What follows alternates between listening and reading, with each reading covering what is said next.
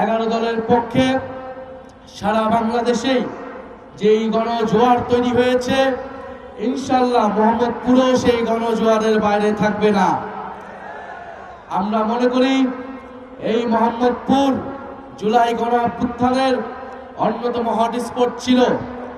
মোহাম্মদপুরবাসী, এইখানকার ছাত্র তরুণ রাজপথে নেমে জুলাই গণঅভ্যুত্থানের ফ্যাসিস্টদের বিরুদ্ধে যেই প্রতিরোধ তৈরি করেছিল, আগামী 12ই ফেব্রুয়ারি আবারও রাজপথে নেমে ভোট কেন্দ্র পাহারা দিয়ে মামুনুল হককে রিকশা মার্কায় জয়ী করে 11 জনের বিজয় সুনিশ্চিত করবে ইনশাআল্লাহ। আমরা আজকে কিছুক্ষণ আগে একটা তথ্য জানতে পারলাম, ইলেকশন কমিশন একটা বিজ্ঞপ্তি দিয়ে বলেছে ভোট কেন্দ্রের 400 গজের আওতায় নাকি মোবাইল নিয়ে ঢুকতে পারবে না। ইলেকশন কমিশন কোন জায়গা থেকে এই আইনের বিধিবিধান বের করছে আমরা জানি না। কার প্ল্যান, কার পরিকল্পনা মোতাবেক ইলেকশন কমিশন কাজ করছে এটা জনগণের সামনে স্পষ্ট হচ্ছে। আমরা হুঁশিয়ারি দিচ্ছি, আজকে সন্ধ্যার মধ্যে দিনের আলো থাকতে থাকতে এই বিধিবিধান পরিবর্তন করেন, আগামীকাল না হলে ইলেকশন কমিশন ঘেরাও হবে। আমরা এতদিন কিছু বলি নাই, সব সহ্য করে গিয়েছি। ইলেকশনের দ্বার প্রান্তে এসে, ইলেকশনের প্রাক্কালে এসে এই ধরনের ভোট কারচুপি, মিডিয়াকে ব্ল্যাক আউট করে দেওয়া হবে, মানুষের কণ্ঠস্বর, মানুষের তথ্য অধিকারকে রোধ করে দেওয়া হবে, এই ধরনের কোন আইন করা হলে সেই আইন মেনে নেওয়া হবে না ইনশাআল্লাহ। আমাদের প্রতিনিধিরা আজকে ইলেকশন কমিশনে যাচ্ছে। ইলেকশন কমিশনকে বলছি, এতদিন যা করেছেন 12ই ফেব্রুয়ারি যদি কোনো ধরনের পক্ষপাতিত্ব করার পরিকল্পনা থাকে, ফ্যাসিস্ট আমলের ইলেকশন কমিশনের যেই পরিণতি হয়েছিল তার থেকেও ভয়াবহ পরিণত হবে এই ইলেকশন কমিশনের।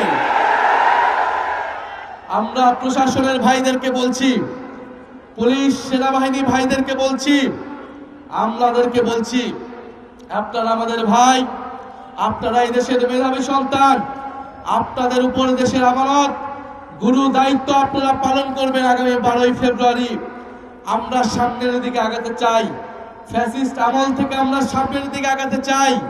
আমরা আশা করব আপনারা দেশের গুরুত্বপূর্ণ এই দায়িত্ব নিরপেক্ষভাবে পালন করবেন, বাংলাদেশের জনগণের অধিকার রক্ষা করবেন, গণতন্ত্রকে নিশ্চিত করবেন। মনে রাখবেন, গণঅভ্যুত্থানের হাজারো শহীদের, হাজারো মানুষের রক্তের উপরে দিয়ে এই নির্বাচন হচ্ছে।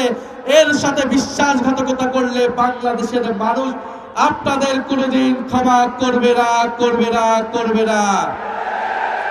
মিডিয়ার ভাইদেরকে বলবো, মিডিয়ার হাউসদেরকে বলবো, আমরা দেখতে পাচ্ছি সকল প্রাইভেট, প্রায় সকল প্রাইভেট বেসরকারি মিডিয়াতে বিজ্ঞাপন হচ্ছে ভোট দিবেন কিসে ...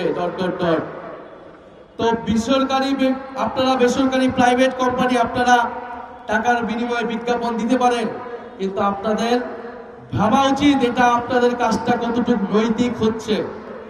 বিজ্ঞাপন লাগলে আমরাও দিব, আমাদের বিজ্ঞাপন তো আপনারা নিচ্ছেন না। কত টাকা লাগে জনগণ ইনশাআল্লাহ আমাদের পক্ষেও সেই টাকা আপনাদেরকে দিবে, কিন্তু আপনারা একটি দলের আপনারা বিজ্ঞাপন দিচ্ছেন, মার্কা প্রচার করছেন, আপনারা অন্য জোটের মার্কা প্রচার করছেন না, এটা তো ফেয়ার হচ্ছে না। বিগত 16 বছর এই আনফেয়ারনেস বাংলাদেশের মিডিয়াগুলো দেখিয়েছে।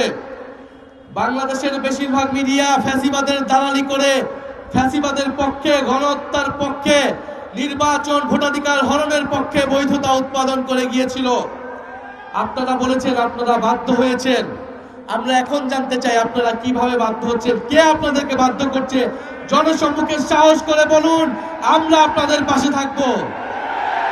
আর না হলে আমরা ভেবে নিব আপনারা বাধ্য হচ্ছেন না, আপনারা পুনরায় নতুন কোন স্বৈরাচারের দালালি করছেন, নতুন কোন স্বৈরাচারের পক্ষে বৈধতা উৎপাদন করছেন। 16 বছরের ইতিহাস ভুলে নাই, মিডিয়ার উপরে বাংলাদেশের মানুষের সেই আস্থা আসে নাই। আবারও যদি একই কাজ করেন আপনারা, 12ই ফেব্রুয়ারি কিন্তু বাংলাদেশের জনগণ সেইটার এই দালাল মিডিয়াদের বিপক্ষে ইনশাআল্লাহ রায় দিবে।